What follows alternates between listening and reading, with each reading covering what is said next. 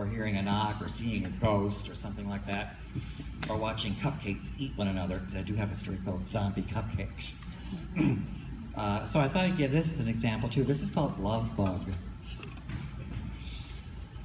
The average human swallows 17 spiders while they sleep. This is true.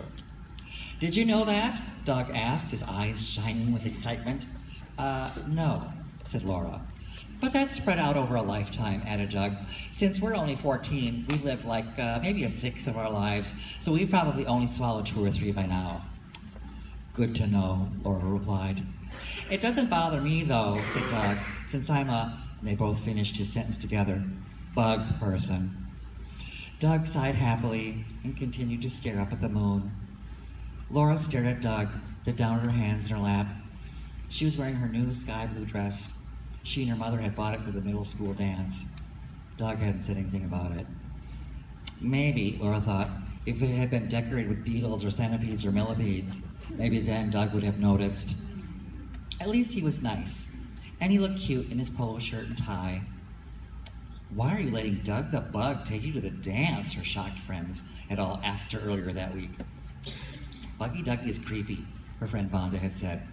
I wouldn't say creepy, her other friend Caroline had said, but he is a nerd, a bug nerd, yuck.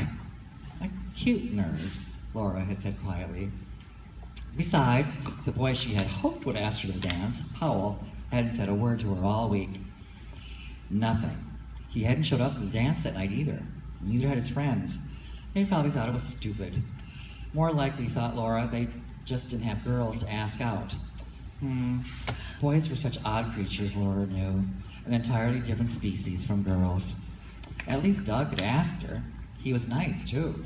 He danced with her. Not well, but tried.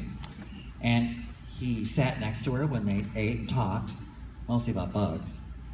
So, what were those millipedes you talked about before? Laura asked. They were sitting on a bench just a block from school. Doug had offered to walk Laura home. They had decided to take a shortcut through the park. And then Laura had suggested that they sit by the lake for a bit. The smooth water shone in the full moonlight like an icy skating rink, and the air was warm and still. Yeah, Doug replied. Millipede, it means 1,000 feet, but they don't really have 1,000. They have lots of them, though. Dozens. They could even have like 300 feet. I never knew that, said Laura. Yes, said Doug, his face shining in the moonlight. They're amazing creatures. In fact, they're my favorite. If I ever came back in another life, I'd want to come back as a millipede. Oh, said Laura. But some of them are poisonous, Doug explained, so I'd have to be careful. Right. How about you, Doug asked. What would you come back as? Laura thought for a moment. No one had ever asked her that question. Maybe a deer or a gazelle, she said, something graceful. Yeah, gazelles are beautiful, said Doug. He sighed happily again, and this time he reached over and took Laura's hand. She let him. It felt nice sitting in the moonlight with a cute boy, just sitting and holding hands and talking, even if they were talking about millipedes, even if the boy was Doug the Bug. Laura looked up at the moon and smiled. She felt Doug's hand in hers. Then he put his other hand around her waist, and his other hand wrapped around her shoulder, and his other hand held out a flower, and his other hand brushed her hair back. And the end. And this is the first story in the book, The Frightmares collection, and it's called The Stranger on the Stairs. 6-year-old Brandon Spode hated climbing the stairs at night. Time for bed, Brandon, said his mother. Up to your room. I don't want to, Brandon moaned. Don't tell me it's the man again, said Mrs. Spode. He's sitting up there, said Brandon. Mrs. Spode stood at the bottom of the stairs, her hands on her hips, and she looked up. There's nothing there, she said. Mrs. Spode had braces on her legs, so she never climbed the stairs herself. Her bedroom was on the main floor. Brandon pointed. He's right there.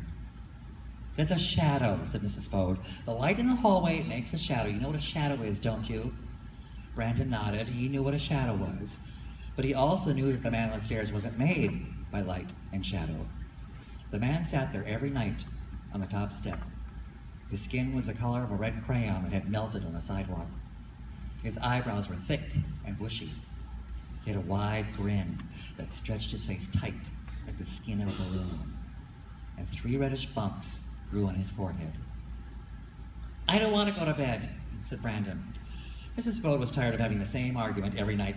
This time, I'll stand right here and watch you go up the stairs, she said, all right? Brandon didn't move. It's getting late, young man, his mother said. Slowly, Brandon took the first step. The man on the stairs never moved. When Brandon had first seen him, he thought the man was a statue. But when he passed him, Brandon could hear breathing.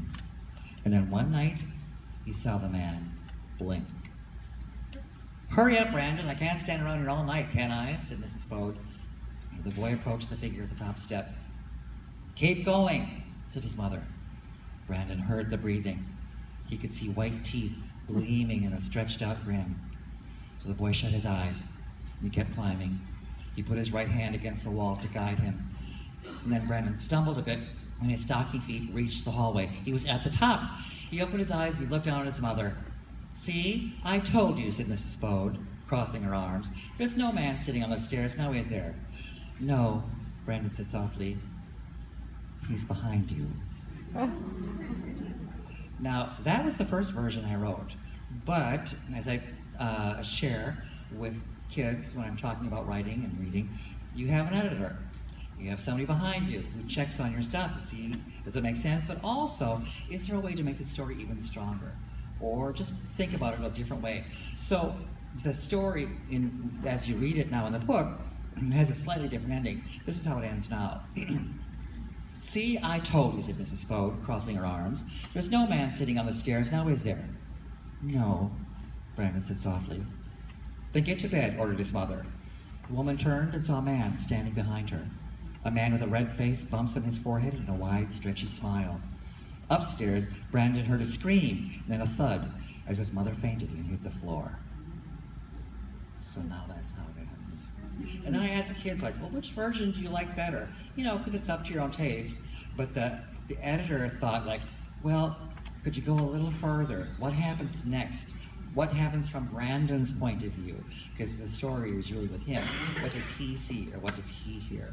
So that's the first book, and one of the first scary stories that I had to write for these collections.